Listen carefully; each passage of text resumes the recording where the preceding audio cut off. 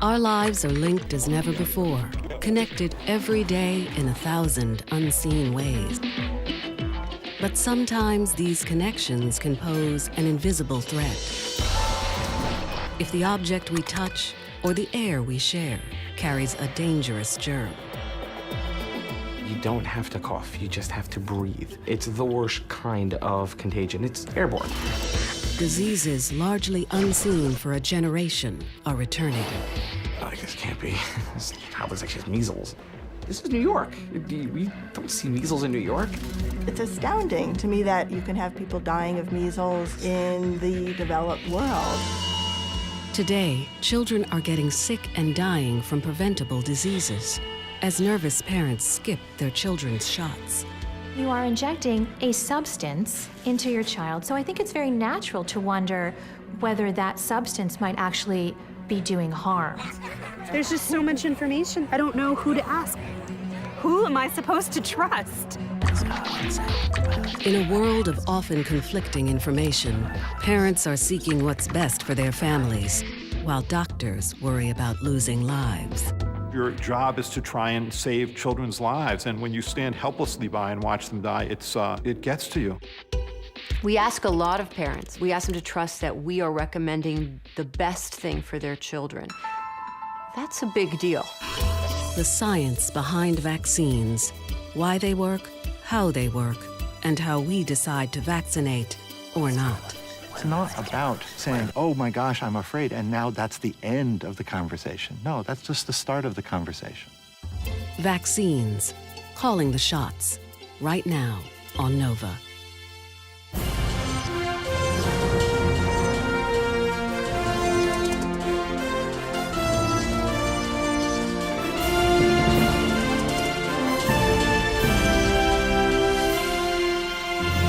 Major funding for NOVA is provided by the following.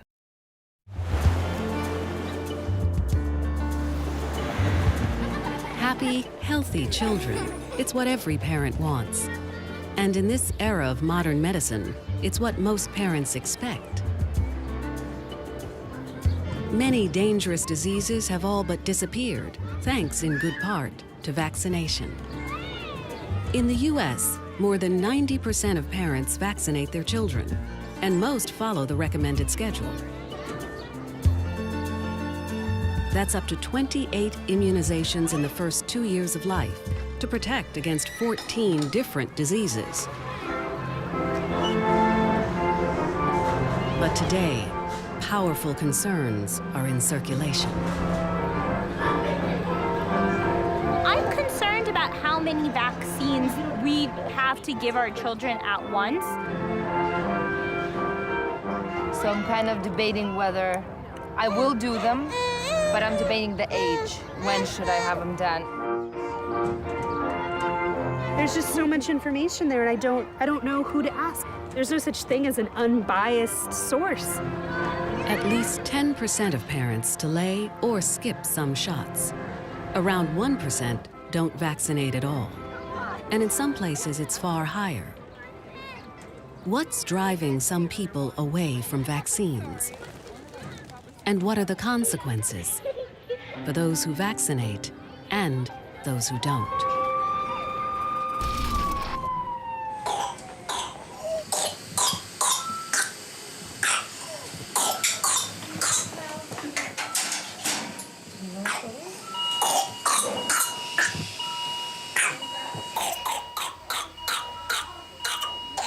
Osman Chandab is 7 weeks old.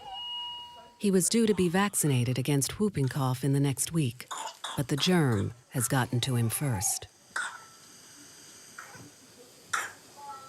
His mother brought him into the hospital 2 days ago. What started as a runny nose and slight cough has become frightening episodes where he's struggling to breathe. Whooping cough, or pertussis as it's formally known, can be life-threatening for babies. Whooping cough is caused by a really nasty bacteria called Bordetella pertussis, and that produces a toxin and it attacks the airways and causes a really nasty bronchitis. And they get really sticky, thick phlegm that they can't shift. And that they try to, and that causes them to cough. and the cough needs to be really, really vigorous, but it's not very effective, and then sometimes they stop breathing. And if they stop breathing for long enough, they go red in the face at first, and then sometimes, if it's an extended period of not breathing, they can go blue, and that can be very, very frightening. Half of all infants younger than 1 will be hospitalized. About 1 in 100 dies. Antibiotics can reduce the chance of infecting others, but there is no cure. Osmond's tiny body must fight the illness.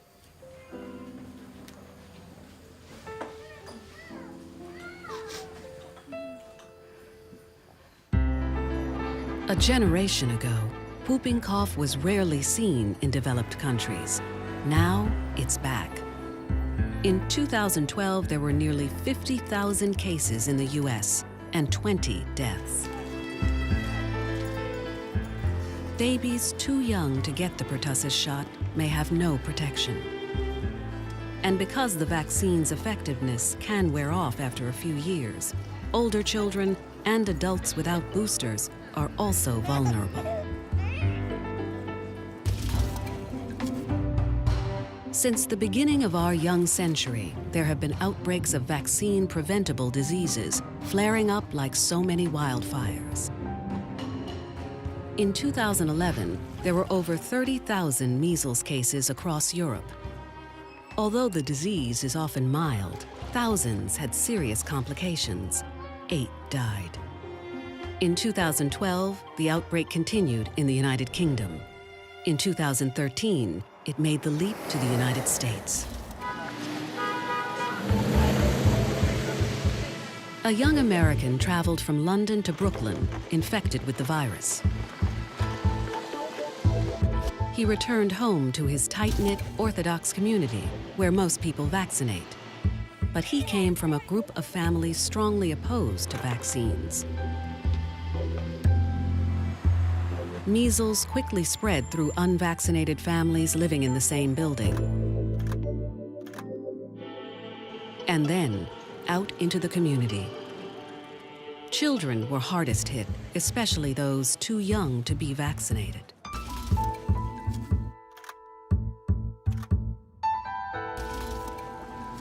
First case that I saw was a 12-month-old girl that came into the office with mom because of a rash.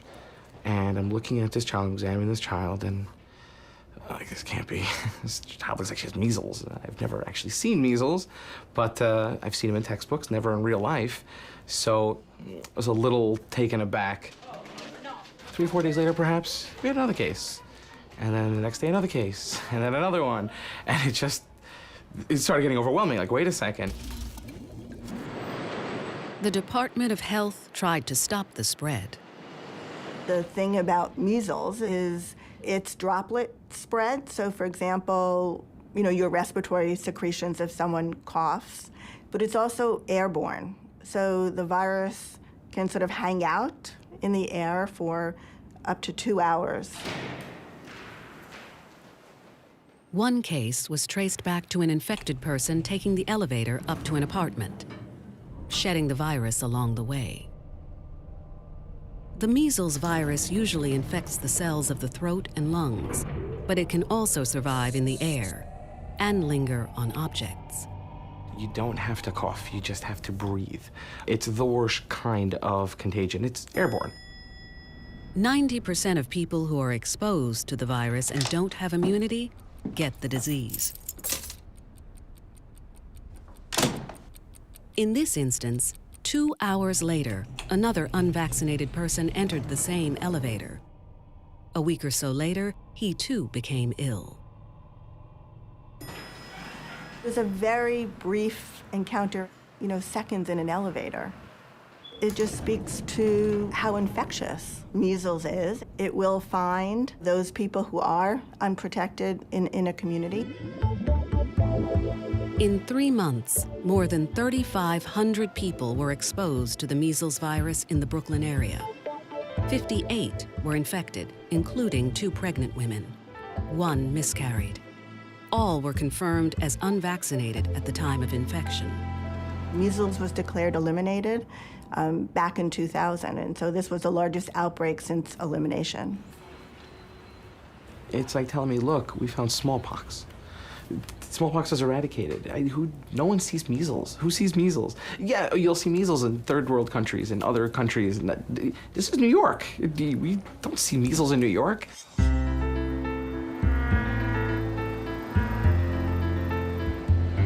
Around the world, pockets of low vaccination are appearing, often in affluent, mainstream communities. Anthropologist Heidi Larson studies why people do or don't place trust in vaccines. There isn't just a world polarized between pro and anti-vaccine populations. There's 80+% in the middle who it's either just a social norm, it's good for our children and for our public health, others that are starting to question, and a certain amount of questioning is healthy. And then there's some that are starting to get more anxious and are vulnerable to tipping into becoming against vaccines if they don't feel like they're getting the right information or they're not being heard. Gabriella Maxman wants to vaccinate her 2 children, but she's chosen not to follow the recommended vaccine schedule. So the plan is to be fully vaccinated as soon as possible, but we're doing 1 vaccine at a time. I don't know if that's the right way. I don't even know where he came up with that. Yeah, I don't know. Yulia Patse has a 4-year-old and is expecting another child soon. She delayed vaccinating her oldest till she was 3. I was concerned that her immune system couldn't handle it, and we just waited. My son and her, they're not vaccinated yet, and my older ones don't have boosters. Mariana Fastovsky has 4 children. She vaccinated at first, but then one child had a seizure. So I'm just really worried about reactions. And I am worried about the diseases, so kind of confused, really. In America, children must be vaccinated before they start kindergarten. But the required shots vary from state to state, and most allow for exemptions based on personal or religious beliefs. Here in California, almost 3% of children are exempt, and in some schools, it's more than 30%. I have a lot of friends who don't vaccinate at all, and if you say vaccine around them, they look at you like you are literally, like you are poisoning your child. On the other hand, you have parents that can't even understand why this is even a question. Nobody is willing to really have a conversation with you and discuss what's a severe reaction, is it okay to have a seizure? I would really like to know what the real risks are. Is it okay to question vaccines? Of course it is.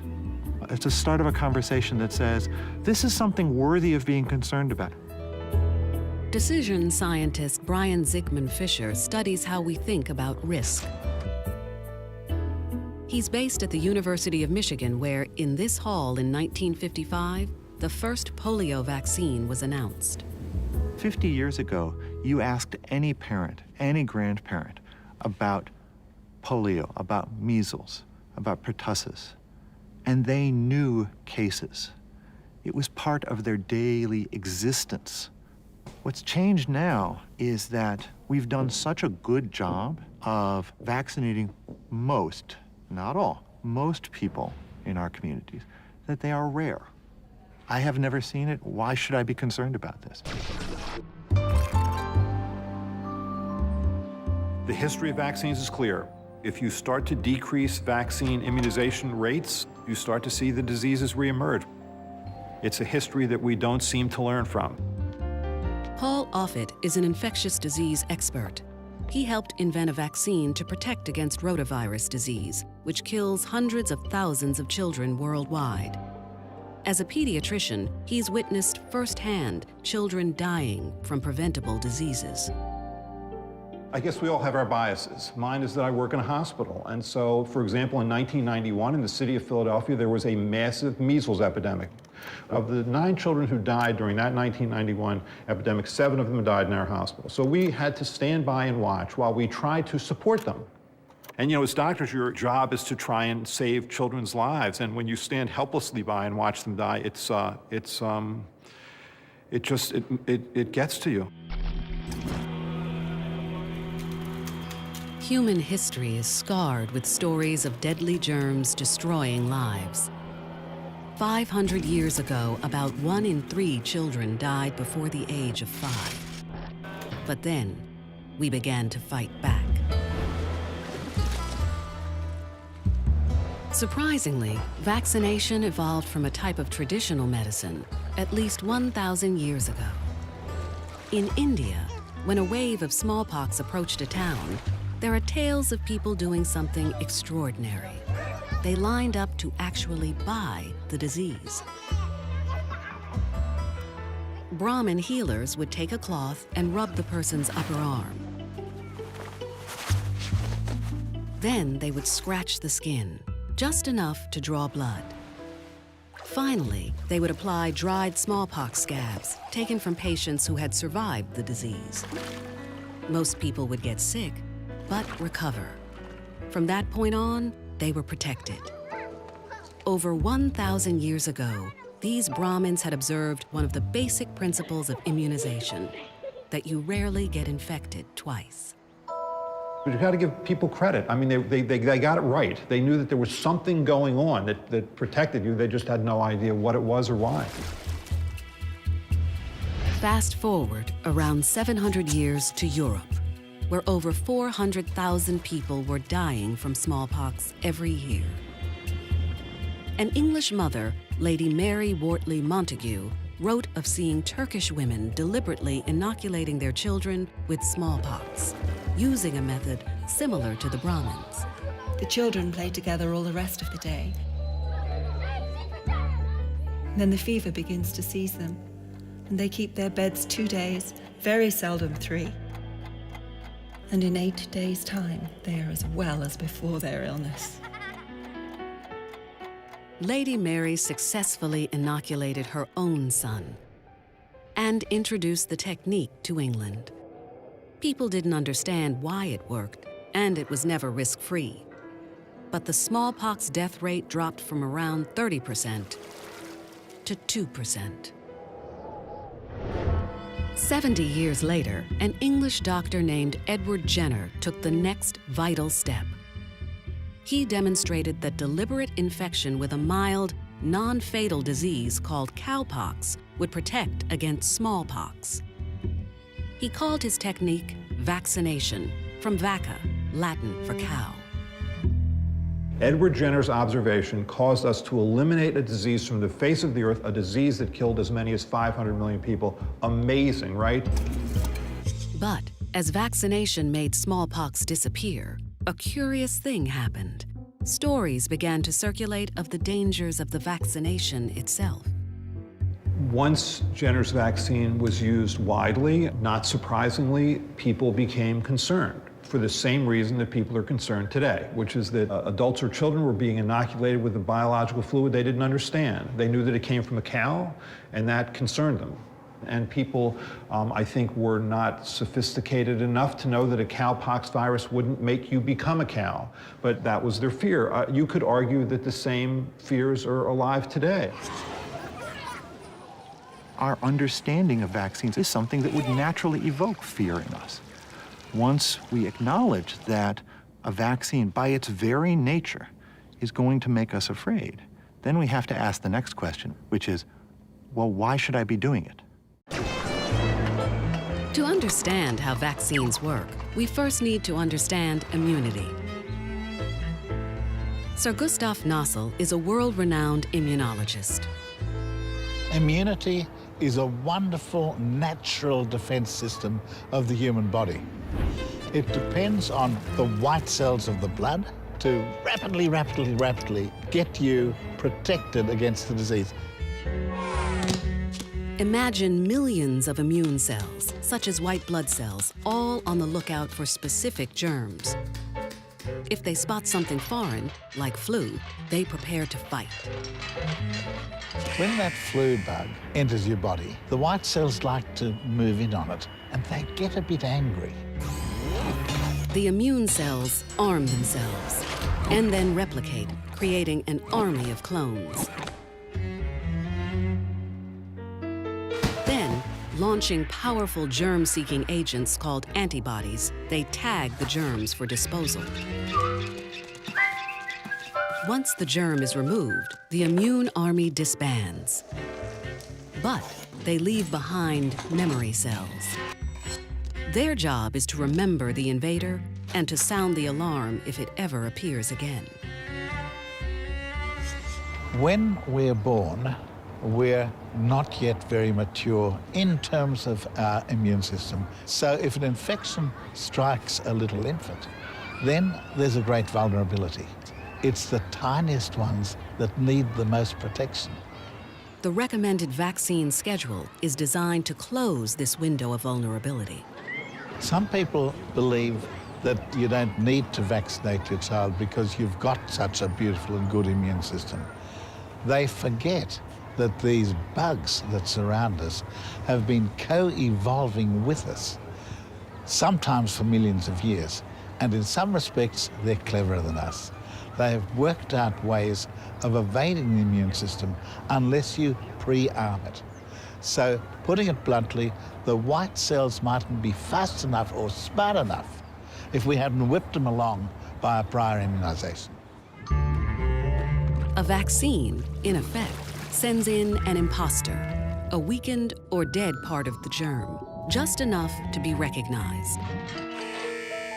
The immune cells mount the defense.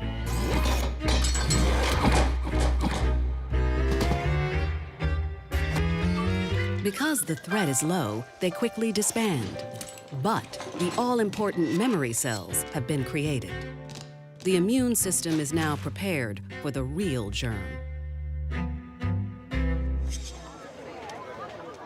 To arm our immune system against multiple germs, different vaccines can be combined. This reduces the number of shots we need, and studies show it to be safe. What we have seen in the industrialized world is essentially all of the major epidemics. They've vanished. Mums today have every expectation that their beautiful little baby will live and not be polished off by diphtheria, by tetanus, even occasionally by measles. Now that is the transformation in young lives that vaccines have wrought. Vaccines do more than protect individuals. They can protect entire communities. The 2013 measles outbreak in New York hit hard and fast, but remained within the Brooklyn area. Why didn't it spread to the other 8 million people in the city?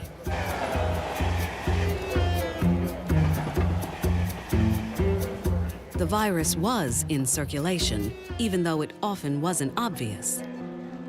And it was being carried by people who often had no idea they were infected.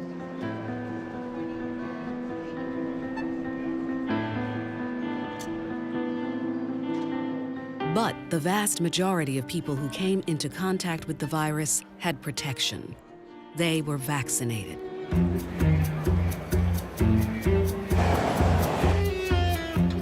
There's two things that matter for whether or not I'm going to get sick. One is, if I bump into somebody who has the disease, am I protected against it or not? But the other piece, and the more important piece, is the chance I will bump into somebody in the first place who has this disease. And you can think of this as these sort of concentric circles of people. And the less the disease exists in my circle or the next circle or the next circle, the safer I am. It's known as herd immunity, and it protects everyone, including young babies and people who can't be vaccinated for medical reasons. And in New York, it worked. If we didn't have the high vaccination levels that we do, in New York City and even in this community, I can promise you we would have had hundreds, if not thousands, of cases. But this protection is fragile. For highly infectious diseases like measles, we need 95% of the community vaccinated for herd immunity to hold. If the rate drops, even just a few percent, herd immunity can collapse. In France, when measles vaccination rates were around 89%, the impact was dramatic.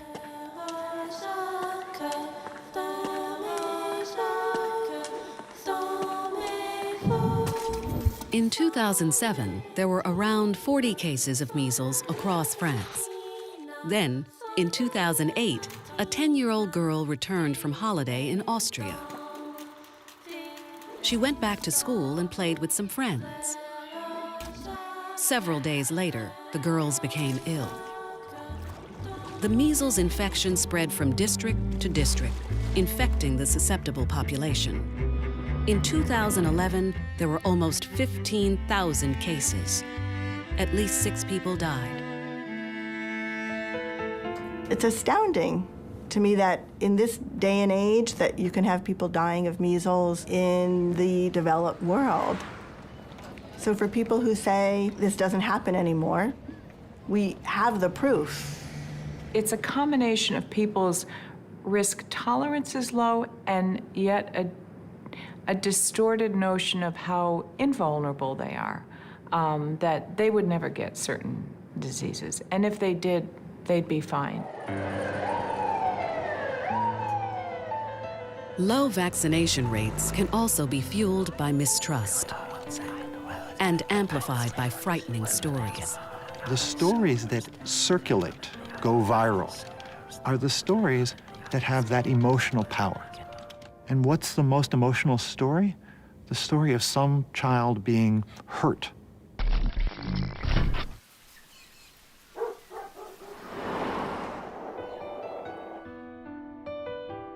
Luke Philbin was born a healthy, normal baby. When he was 6 months old, his mother took him for his scheduled vaccinations. 17 hours later, Luke had a seizure. He went into this full, violent convulsion. He was frothing at the mouth. He was just completely shaking, and then I was like beside myself. I didn't know what to do. I rang the ambulance, and just as they entered the house, he just stopped and went completely lifeless and turned blue. They gave him some oxygen and they said we need to take him to hospital right now. The doctors explained the vaccine had caused a fever, which had triggered Luke's seizure. 10 days later, and I got another call at work from Sam, and he'd had another seizure. That was when it really sort of dawned on us, I think, that something really serious was going on. Luke's seizures continued, constantly. You okay, mate? Thank you. You okay?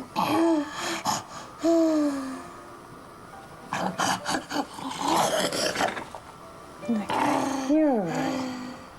I went to the internet and I was searching everywhere just to find similar stories. For that 6-month period, as far as we were concerned, it was vaccine-related. And blaming ourselves up to that point, really. Why did we do this? Yeah. If we hadn't done this, he'd be fine. After many months of searching the world for answers, they discovered the clues to Luke's illness lay on the other side of Melbourne.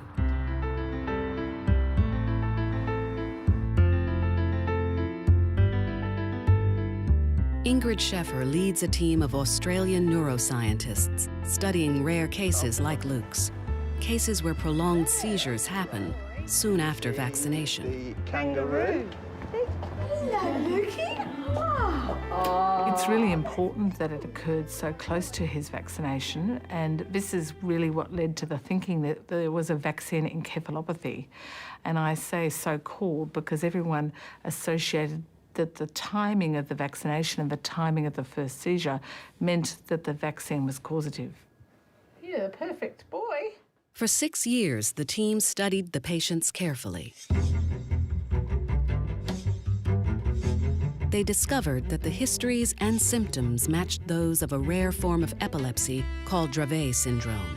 Dravet syndrome is a very severe epilepsy beginning in infancy, and it occurs in a previously normal and well baby, and their development slows down. So they have normal development, and then between 1 to 2 years of age, it sort of plateaus. And by far the majority of children with Dravet syndrome have intellectual disability. Dravet syndrome is caused by mutations in a particular gene called SCN1A, which impact key pathways in the brain. These are usually new mutations, not something passed on from the child's parents. In 2006, the team made a key discovery. The majority of the children who had prolonged seizures after vaccination also had a mutation for Dravet syndrome. The gene, the SCN1A mutation, is the cause of the Dravet syndrome, and the vaccine is at most a trigger for a seizure. And anybody with epilepsy has triggers for their seizures. They're not causative, they're triggers. So you can have genes causing your epilepsy, but triggers are commonly sleep deprivation, stress, and in this situation, vaccination is a trigger. When Luke was tested, they discovered he too had Dravet syndrome. Good boy. Today, Luke's parents know that any fever can trigger his seizures, whether from a toothache or from a vaccine. They also understand that Luke was going to get this condition anyway. We've chosen not to vaccinate him further because we know it was a trigger. We rely on other people having their kids vaccinated to protect Luke.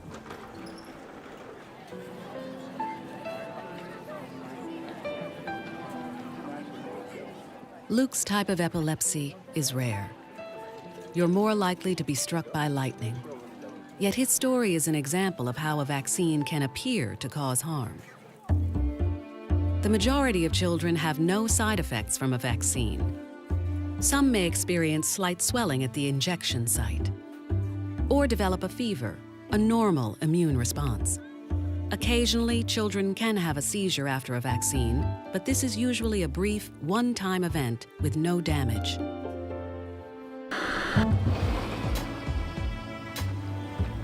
But there are extremely rare cases where a vaccine has done harm. Cases like David Salamone. I contracted polio from the vaccination. It affected my right leg. My muscles atrophied. I wear a leg brace.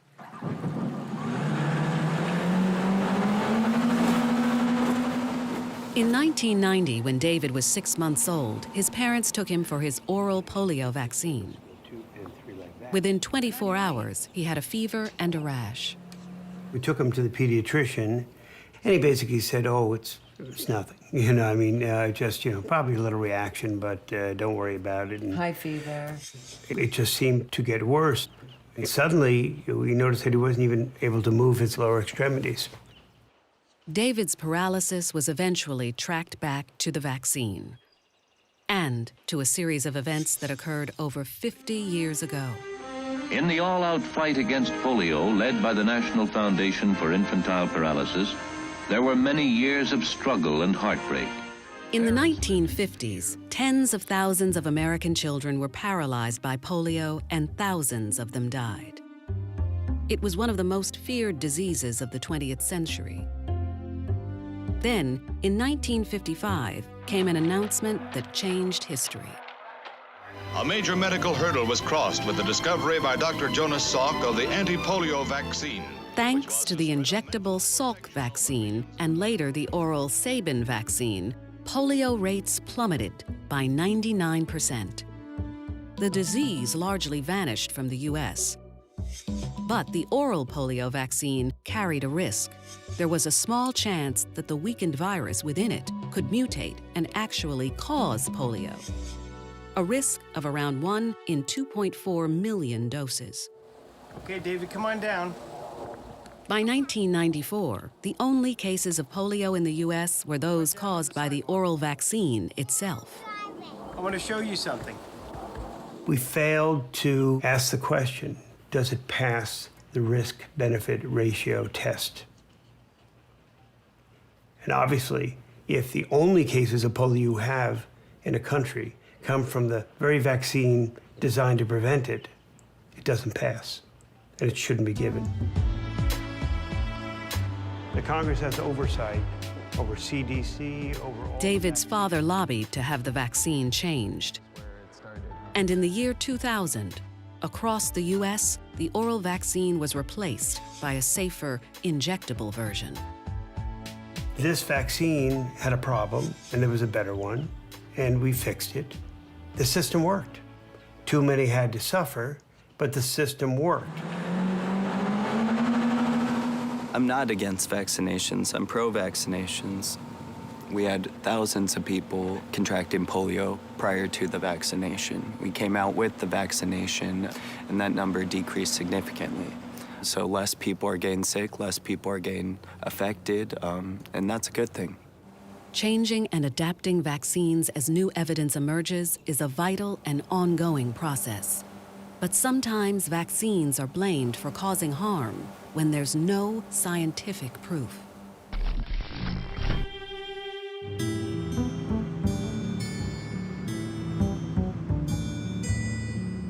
Autism is one of the most baffling health issues of our generation. Around 1 in 70 children are diagnosed with autism spectrum disorder in the U.S. today. It's not a single disease, but rather a complex web of disorders marked by communication difficulties and repetitive behaviors. The question is, what causes it? Brown bear, brown bear. That's a teddy bear. Here, hold my hand. This beautiful girl is my daughter, Jody. She's 16, and she has autism, and now she's in residential placement. And I'm here today, as I am every weekend, visiting her. It's the highlight of my week. As a parent, I would love to have a better understanding of why she behaves the way she behaves, or why we have to go through the same rituals and routines every single time. We need to understand so that we can help her. Allison Singer channeled her need for answers, becoming an autism advocate, raising funds for research. Allison noticed Jody's symptoms around the same time as her daughter had her vaccinations. So she, like many parents, suspected there could be a link. Clearly, children were getting more vaccines than we had gotten when we were born, and more children were being diagnosed with autism. So I felt that, yes, this was an area that we needed to look at and see if there was a relationship between vaccines and autism. In 1998, an English doctor, Andrew Wakefield, argued there was a link between autism and MMR, the measles, mumps, and rubella vaccine. His study of 12 children was published in a major medical journal, The Lancet. When I read that, I was taken aback. We have to look at this. Fortunately, those are studies that can be done. A search began to see if a link between autism and the MMR vaccine could be confirmed. Scientists examined the medical records of hundreds of thousands of children. But study after study revealed that whether the children were vaccinated or not, the rates of autism were the same. No one could replicate Andrew Wakefield's findings. Eventually, that study was shown to be fraudulent, and it was withdrawn. Similar studies failed to find any link between autism and a mercury-based preservative called thimerosal. Still other studies failed to find any link between autism and the number or timing of vaccines. So at this point, it's not like we have 1 study or 2 studies or 5 studies. We have dozens of studies. I think we were right to look at whether vaccines might be a cause of autism, but there comes a point where there's so much evidence, none of which shows any link between vaccines and autism, that you have to say, enough.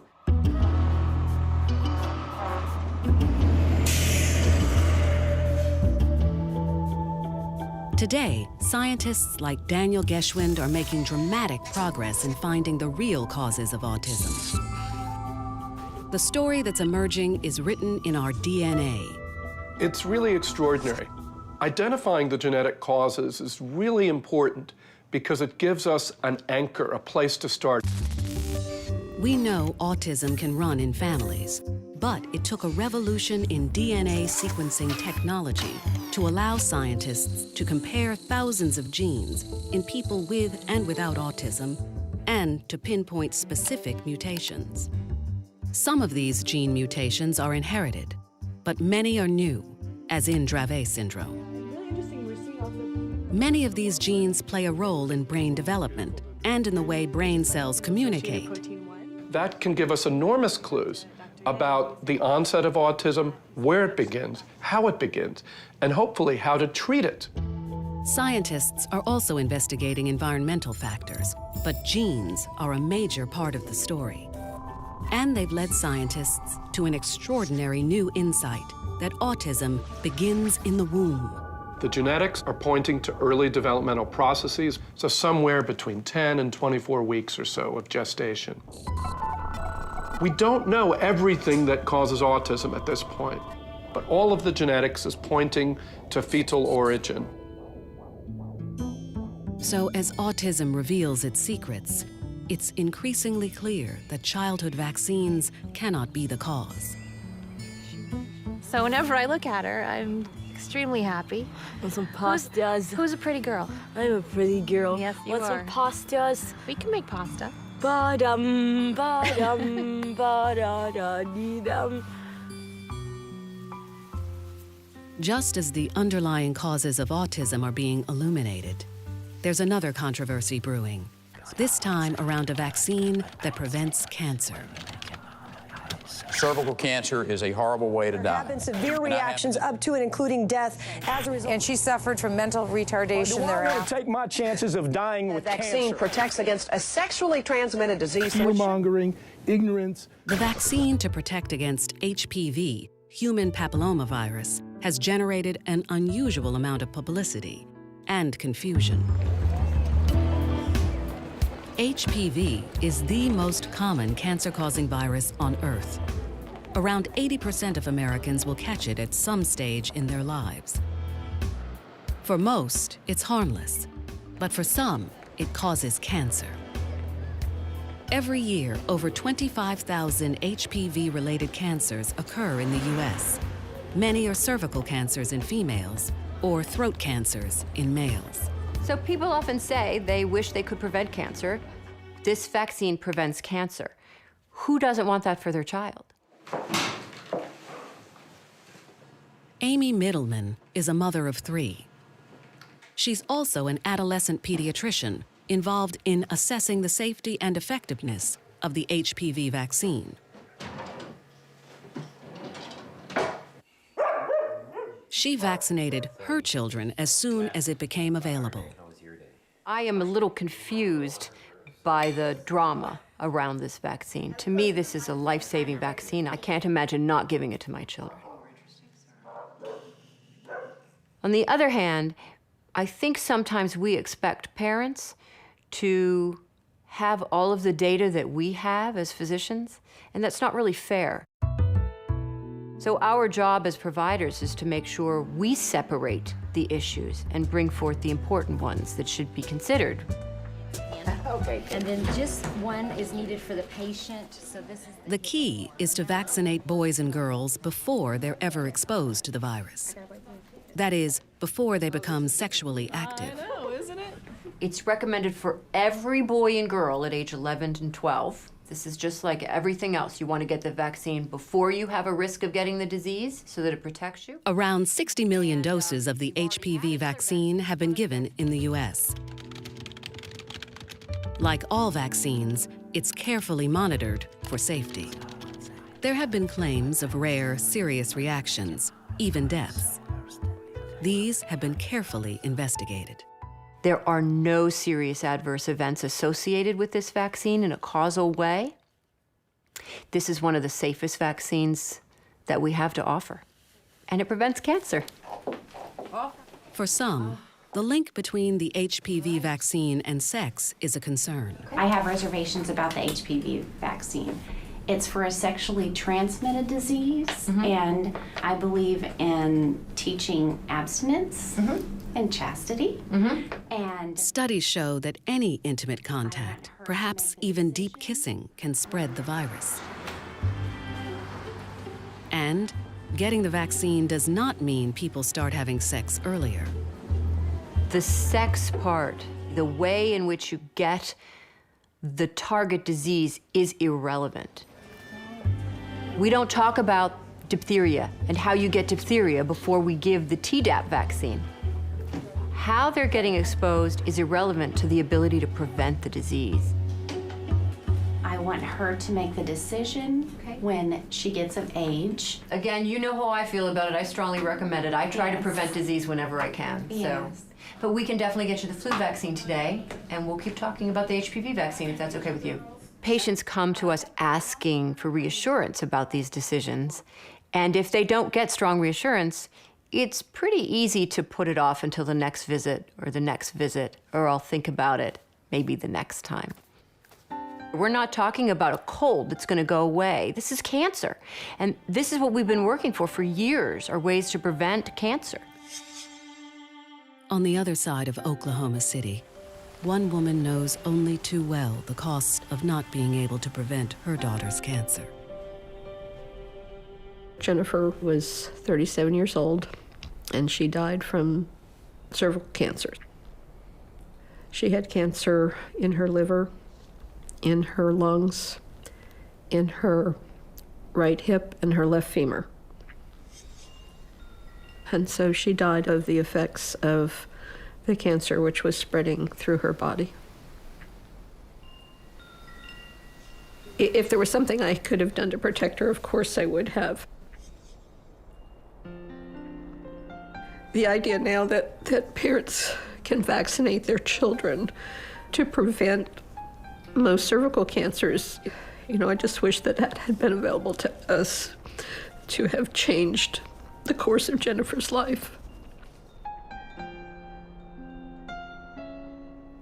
It just makes me very, very sad. Sorry.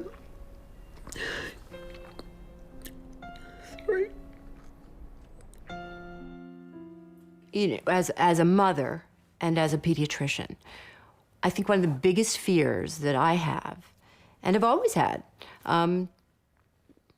is that one of my children will get sick and I can't do anything about it, or one of my patients will get sick and I can't do anything about it. And to be able to prevent that is such a gift.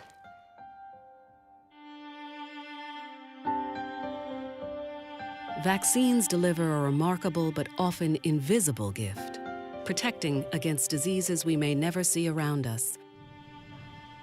Yet for parents, it can be hard not to worry about potential risks. All of our lives is surrounded by the risks of every day. I walk across the street. I could be hit by a car.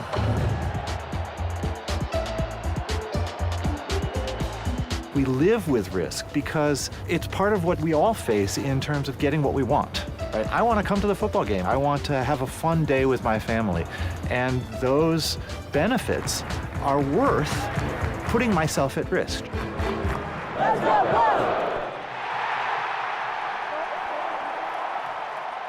Many people worry about the risks of serious adverse events or side effects from vaccines. How risky is that, really?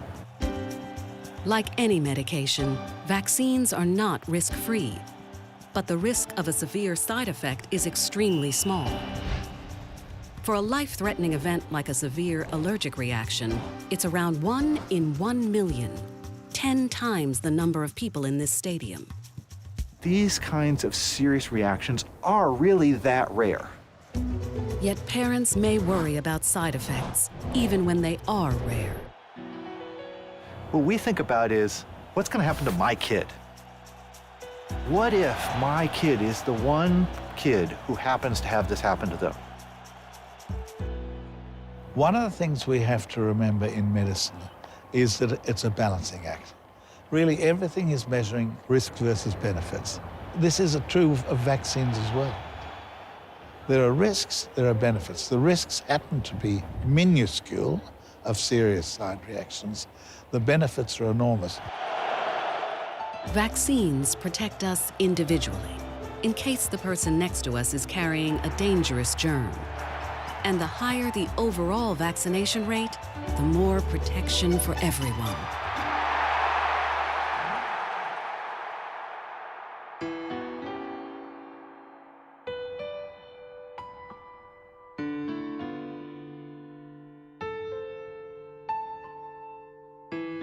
1955, this is where Dr. Thomas Francis announced to the world the outcome of the polio vaccine trials. And he told the world that the vaccine was safe, effective, and potent. I love having this conversation here in this room because what we really need to do is to get back into the mindset of the people who were sitting here in 1955.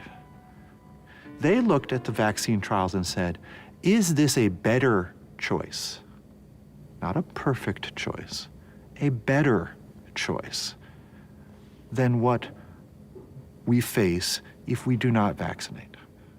Because the less often we vaccinate, the more our lives will be touched, perhaps slowly at first, but eventually more and more, by diseases that we once thought were gone.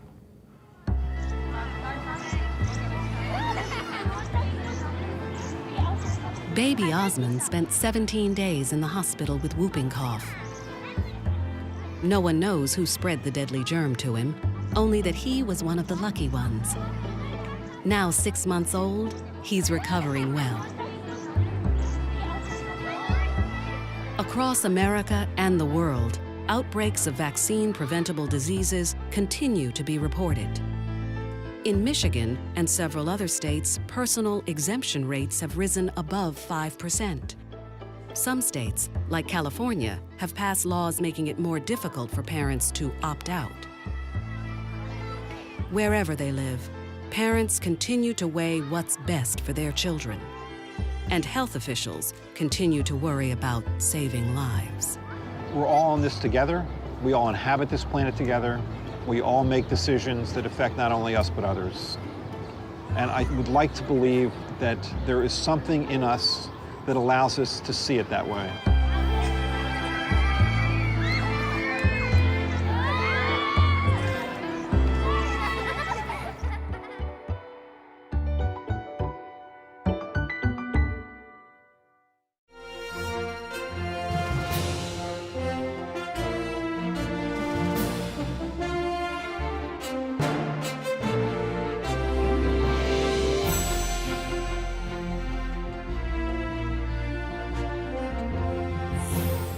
This NOVA program is available on DVD. To order, visit shoppbs.org or call 1-800-PLAY-PBS. NOVA is also available for download on iTunes.